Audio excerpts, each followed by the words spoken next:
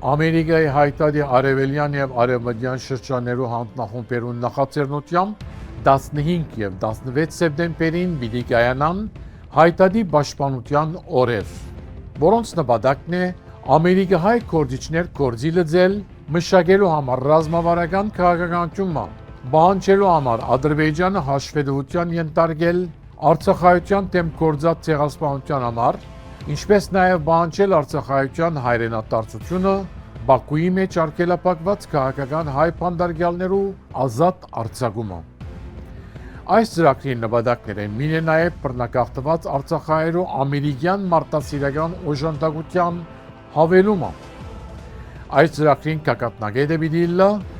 Capitol Hill-ի մեջ կայանալիք միջոցառումը Արցախայության բռնակախտման երկրորդ տարեդարձին առիթով։